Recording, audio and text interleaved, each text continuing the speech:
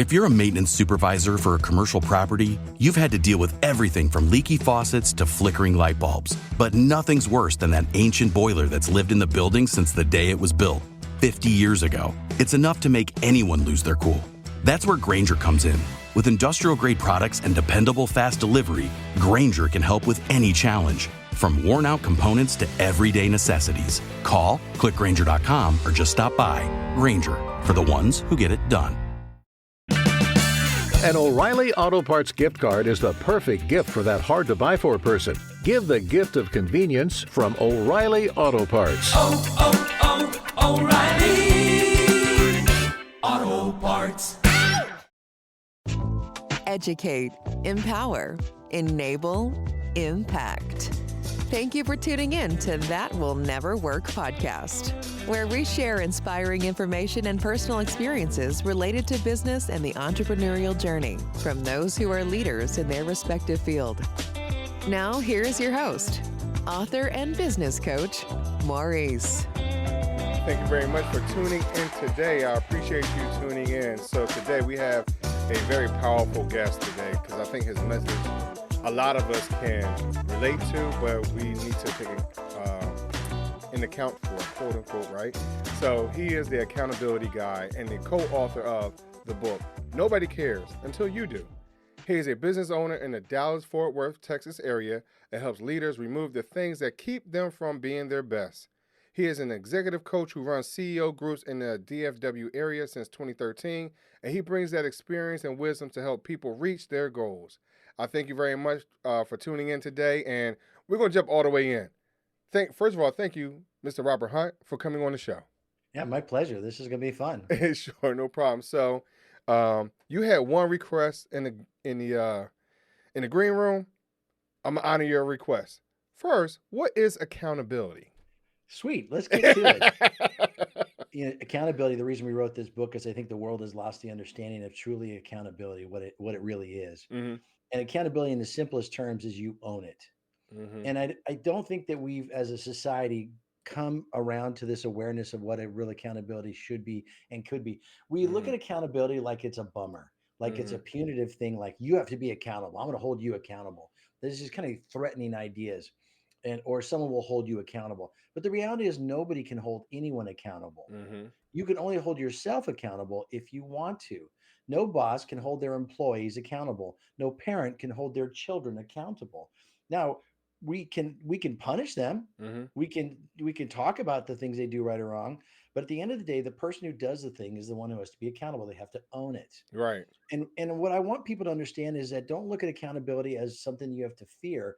Look at it as power and freedom. Mm-hmm. When you look at accountability under the eyes of, hey, this gives me the authority to take control of everything in my life because I own it. Mm-hmm. And when I'm not playing the role of a victim and I own it, I have the power to change everything. And to me, that's exciting and it's freedom and it's hope. And that's what I want people to understand when they think about accountability. So when we talk about accountability, I think that comes from your first relationships, whether it's your parents, guardians, grandparents, all that type of stuff. If you pay attention, people aren't held accountable, quote unquote, right?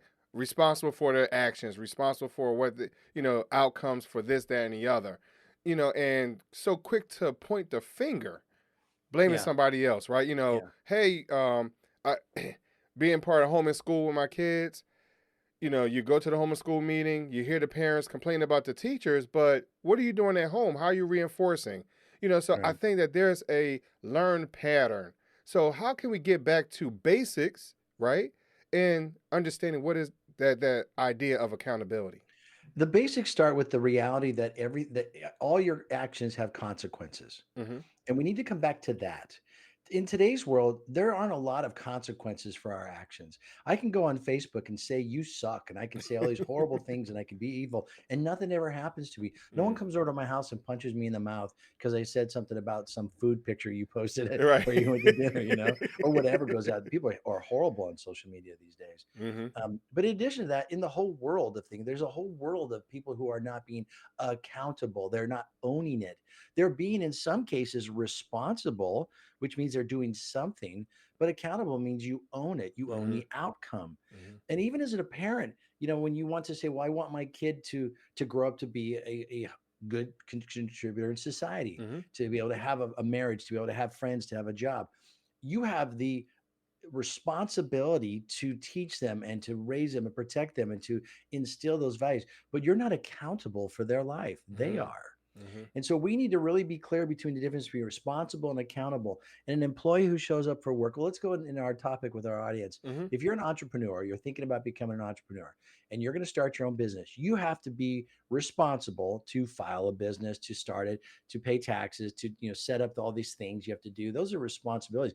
But at the end of it, if you really want the results you want, you have to be accountable for where you're going, and you have to have Mm. a vision of what you're going to do, and you have to be intentional about stuff. Just making a sales call does not mean that you're being accountable. It means you're being responsible, but did you call the right person with the right message Mm-hmm. at the right time with the right offering? I mean, there's a lot that goes into starting your own business. Mm-hmm. So you doing something and it not working out, go, oh, this doesn't work. Maybe you weren't accountable to really own the process. You just did something. And I think that's where people get hung up. They think they're super accountable, but really at best, they're just responsible. They just showed up. Mm. But you got to be thinking about, what does it take to run a business? What does it take to raise a child, to be Mm-hmm. in a good marriage, to take care of your body, to live out your faith? All these things, you have to own them all. Mm-hmm. Otherwise, someone else owns it for you and they'll tell you what to do with your life. And you don't want that. Well, sometimes we don't know what that looks like, right, Robert? Because a lot of times we're told to be duplicatable, look at somebody else, mimic how they maneuver in business or how they maneuver in their jobs and things like that. So, how can I take ownership over something if I've been taught to replicate what somebody else has done? I think we replicate the steps, but Mm-hmm. not the journey. Mm-hmm. Because you and I could be walking down the road together on the exact same path, taking the same steps. And I could be looking around at the trees and saying, what a beautiful day. And you could be looking for bears that are coming to eat us. And our whole journey is different perspectives of how we Right. walk down that path. So it is important to look at the repeatable skills that are being put out there. There's a plethora. I love using that word. There's a whole bunch of documents and knowledge and books and videos to tell you how to start and run a business. Mm-hmm. There's no lack of that. Right. What there's a lack of is accountability, Mm-hmm. because you should do these things, but you don't do them. You're the owner of your own company. You should file things. You should have reports. You should save money. You should watch your cash flow. Mm-hmm. There's every video out there will tell you to watch your cash flow. Mm-hmm. But what do business owners do? They just start spending it. Mm-hmm. Oh, I like this. Let's do this. Let's decorate this way. Let's buy this thing. And they're not thinking about, well, how much cash am I going to have? How long will this work? Mm-hmm. When am I going to start seeing receivables come in?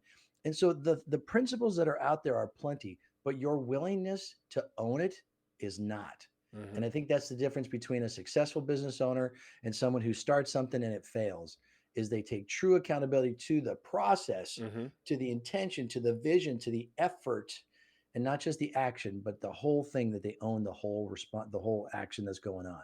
So I think one of the things that does come to my mind as I'm listening to you, I think it's very important for someone to have in your table or whatever it is to tell you no. Because if you have a whole lot of yes people, hey, you know what? Let's go spend $500 on, because I am a event planner. I want to spend $500 on these decorations for this event. Because I like them. Right. Right.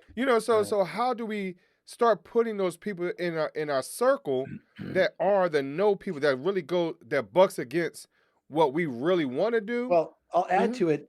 Let's just say a contrarian perspective, because it's not just a no person. Right. Sometimes there's leaders who are they have a hard time making a decision, Mhm. and they'll look at it 15 times. I've met clients who are starting their own business who got their whole website up and built, and were spending all the time worried about the color of the fonts, but they hadn't actually figured out a business model.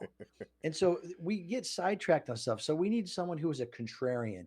If you're someone who makes decisions and runs down the road all the time, you need someone who's is willing to put on the brakes on a regular basis. Mhm. If you're someone who drives with the brakes on the whole time, you need someone to say, get your foot off the brake. Let's get going. That's good Mhm. enough. Let's move. You need a contrarian perspective. That's why I run peer groups for business owners. Mhm. These people are successful business owners. They've been doing it for years. They're making millions of dollars. They don't need me to tell them jack. But we need to come in a room together with other people who see things differently. And you say, I'm going to open up a new division, and I'm going to do this. And then when someone else will say, wait, I thought you just said you're going to spend less time with work and more time with your Mhm. family. How does that Mhm. work? of what you said you wanted to do. Right. And we need contrarian perspectives that allow us to be accountable to what we want to do to our own lives. Hmm. That's one of the values of a peer group. You, as a business owner or someone started a business, you need to invite other people into your world who will give you a contrarian perspective to help balance out your very biased perspective on the story and not make bad decisions. Well, I think the challenge with some of that is um, we put out there. Just think about this mindset. We put out a lot of participation trophies, right? Mhm. You Yeah. know, so everyone wins, no one loses, right? And so I think that's part of the challenge that everybody has to be a winner. There can't be, like you stated earlier, social media is horrible. You know, the idea of bullying and all this negative space, but we have to understand that there is something else out there that's going to turn, and it's not going to always agree with us. So now we don't know how to handle that contrarian idea or mindset. So I think that's part of the challenge as well. I think even with the newer generation or the younger generation that's out today, they are raised on participation trophies, Mm-hmm. and so they're going to get in the business world and they're going to just figure, well, it should work because I want it to work, Right. and they're not going to understand that the discipline and the ownership that comes with that, and so they'll either start a business and quit. They'll start a business and they'll spend all of someone's money, probably not their own, Mm-hmm. because you get family and friends that throw in money early in. So if you really are going to want to start your own business, you need to realize that 60 something percent of businesses fail in the first year, Mm-hmm. and then the other 20% fail the next year. Mm-hmm. I mean, it's a tiny bit of business that actually succeeds all over the place, Right. regardless of what your industry is. And even if it's a huge demand and everyone loves your potato pancakes, whatever your thing's going to be, someone out there is going to ruin your company, a bad Mm-hmm. employee, someone who's going to have some kind of problem, a fire. There's a million things. You have to be geared up with this vision of what it's going to take. And I think that surrounding yourself, again, back to that contrarian view, get involved in a group, find other people who haven't drank your Kool-Aid, who will look at Mm-hmm. what you say and go, I don't know about that. Mm-hmm. Give me some more information. Mm-hmm. We need that because it's a punch in the mouth. It really Right. is when you're out there and you think you got a good plan, and until somebody punches you in the mouth, and you need to be planning for that. Right. So when you talk about these peer groups, what have you seen in a situation like that? How have you seen people transform that normally others may not find or Yeah. understand without being in that type of group? The problem with it, well, let me do it the right way. The benefit is accountability. That's Mm-hmm. why I wrote a book on accountability, because I watched it for years. I've been doing peer groups for 11 years, and I've watched those leaders who are accountable rocket, and the Mm-hmm. ones who weren't, they had problems, really bad problems. And so if you're going to start a business or raise a family or do whatever you want to do in life and pursue the life you really want, you have to invite people into your journey, because we have unconscious bias that skews the way we see some. Mm-hmm. The very best idea is the one I came up with. That I've been thinking about it for months. I thought of everything. There's no way anything could go wrong. And then you're just running down the road until someone else who says, well, how much does that cost? Well, what's going to be the Mm. return on that? How long can we sustain that? No, don't harsh my excitement. This is gonna be fun. And we need those people for our own good. But I think our arrogance and our pride gets in the way, Yes. that I don't want somebody telling me my idea is not good or my baby's ugly. I Mm-hmm. want to be able to just go. I just want to go. Well, if you want to fail quickly, go for it. Mm-hmm. But if you want to be able to have success, you've got to invite other people into your journey. And so there's another part that you just mentioned because you talk about success. I think sometimes we misjudge that word of success in our reality, right? You know, Yeah. we think is one thing, which is, hey, I want $1 million, but that's Which is not that much anymore. Remember when I we used to know, say somebody will make $1 million, and you're like, wait, that wouldn't be much for me anymore. I know, And, right? and success is based on, you decide what success looks like. For Hmm. me, having a marriage that's healthy and good. For me, living out my faith and enjoying my relationship with Christ is Hmm. good. Having fun with my kids, having a beer with a neighbor, Hmm. staying up late watching the World Series, or getting up early and having a cup of coffee, and enjoying your life. Too often we work thinking that life will get better when blank. Right. And we're always just a few steps away from joy and peace and contentment in our life. But if you decide that this is the way my life looks, this is why we put a satisfaction assessment in the book, by the way. Mm, We wanted mm-hmm, people at the very beginning to say, what does your life look like honestly, really, really brutally honestly, standing mm, naked in front of a 360 mirror, honesty. mm-hmm. What does your life look like? What does your business look like? And you declare it. And then you go, oh, wow. Okay, well, why? And it's the why that we call draw your attention to it. So success has got to be where you decide in the vision of the life that I want to live and the business that I want to be a part of. This is what it looks like. Then success is when you achieve that. So you mentioned about looking in the mirror. A lot of us don't like that, Rob. Yeah. Um, Yeah. because sometimes we don't like that image that's looking back at us. And when we look in that mirror, I think what you're talking about, which is accountability, a lot of times that person in the mirror is looking for something else. They're expecting something else. But it's hard for us to understand that and feel that. So what would you say to someone if they had a hard time looking in the mirror? That's why you invite someone into your life that you Mm-hmm. trust who will care about you. You don't go to a relative who has all the emotions attached to your problems. Mm-hmm. You don't go to some random person who doesn't care about you, and you don't go to anyone with an agenda. You find people who have no reason to lie to you, and you be transparent to them. Mm-hmm. When we do our workshops, we do a workshop based on the book Nobody Cares Until You Do. Mm-hmm. And we take people through understanding what the victim side looks like and what the victorious journey can be. And when you're at a table with people at our workshops, you don't know anybody. If you come with a Mm-hmm. spouse or a Mm-hmm. business partner, we're going to put them at different tables.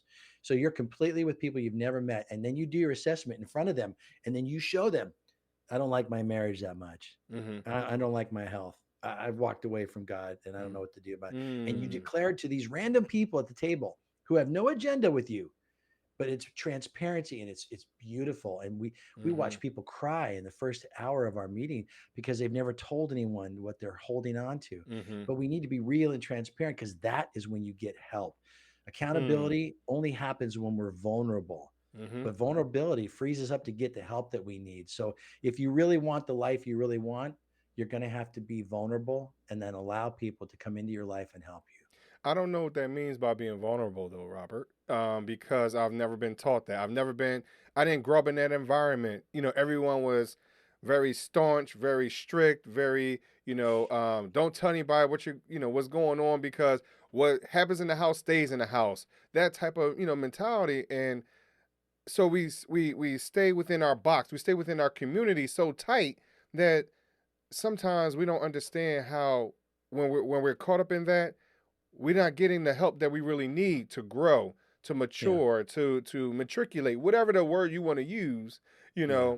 So how can I break down that barrier if I've never been taught how to do that, especially sharing with someone that's outside of the nucleus?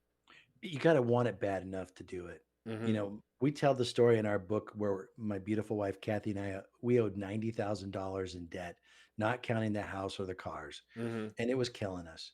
And nobody knew. We lived in a beautiful house with a movie theater upstairs, and it was Mm-hmm. beautiful and entertaining. We had a great life as far as everyone knew, but we were broke Mm-hmm. and we lived it as long as we could. And it was killing us. And when the pain of where you are is worse than the pain of where you've got to go, you Hmm. will change.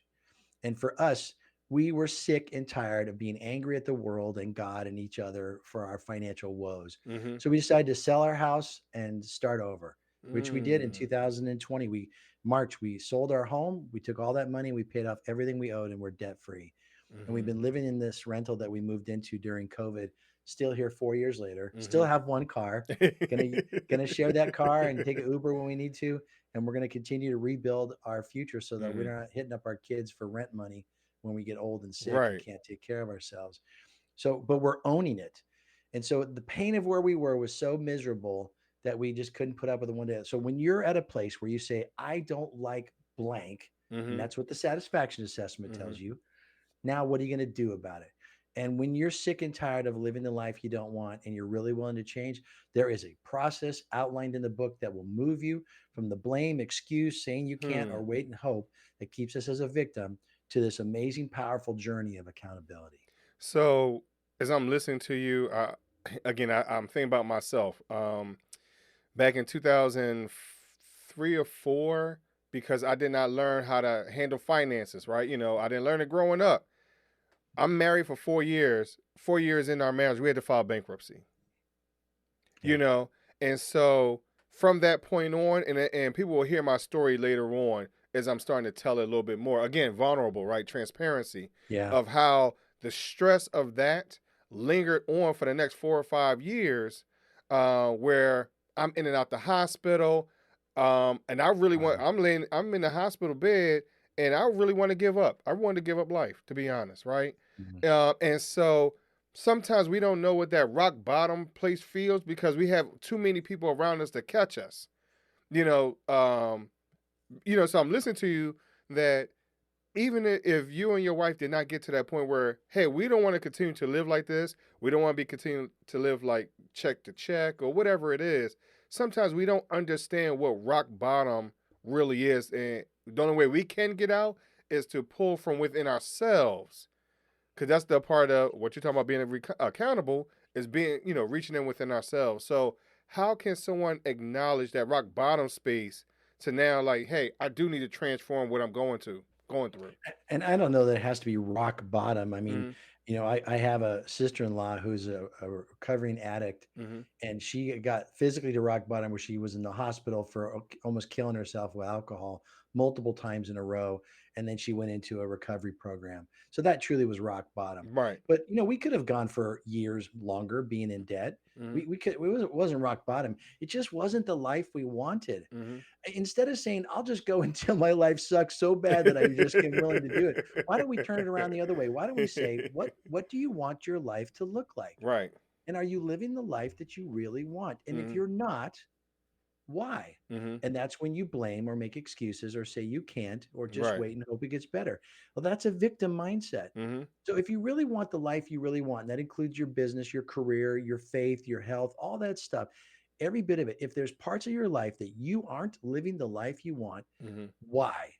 And Mm-hmm. then own it and go change it. And it works. We have done this. We find so much power and hope and encouragement and joy because we decided to own our journey. Mm-hmm. No longer making excuses, no longer waiting to hope it gets better, but we owned it. And then we gained the power to do something about it.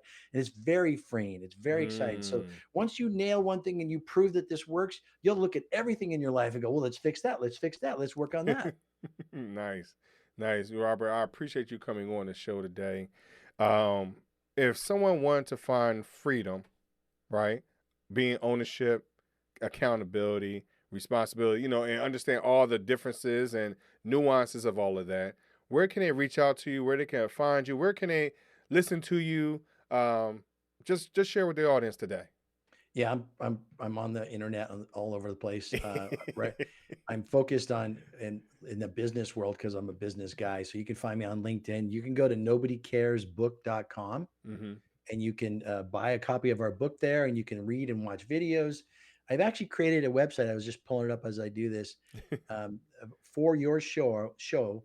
If you type it in nobodycarespod.com, like podcast pod, Mm-hmm. nobodycarespod.com, and you put in the code word rich, or excuse me, code word TWNW. That will never work. Code Okay. word TWNW. If you put in that code word, I will mail you a copy of my book for free Nice. because I want Nice. people who really want to read it and change their lives. For the first two people who fill out that form, I'm not going to give it to everybody. I'm not that rich. But I would be glad to mail out a couple copies of the book, and then I'll copy you on your, so you can see who your listeners are and Nice. follow up with them by email. But I want to give them a chance to connect with me. If you go to nobodycaresbook.com, you can send me a message there. I reply to every single email. We want to see your satisfaction assessment. We want to hear how the book's going for you. We want to engage with you and see if we can support you in your journey. Cool. So before I let you go, Robert, I gotta ask you the question, and let's see if you're able to work it out yet, right? So, would you rather choose three doors or a fork in the road? Yeah, I think I'd rather choose the fork in the road because if you're on the wrong path, no matter what decisions you make, it's still not going to get you where you want to go. Mm-hmm. But if you're on the right path, you can screw up over and over again and you'll get there eventually. Mm. And I think if I have to go through a door and I can't come back, then I don't like the idea that I have to choose that way. I think if I make a fork of the road and it's a dead end, I can go back around the other way. Mm. But the number one thing is to be on the right path. Mm-hmm. Because when you make a Mm-hmm. mistake on the right path, no big deal, just press on. But you got to be on the right path first. Nice, nice. So I got one more question for you because I'm really enjoying our show. So my wife and I have a podcast. It's called the No Fruit Podcast. And so with that, we have a question that we ask all of our guests at the end, just like this show. But this one's is a little harder, right? So if you had to choose to do a singing duet with anyone, dead or alive, who would that person be?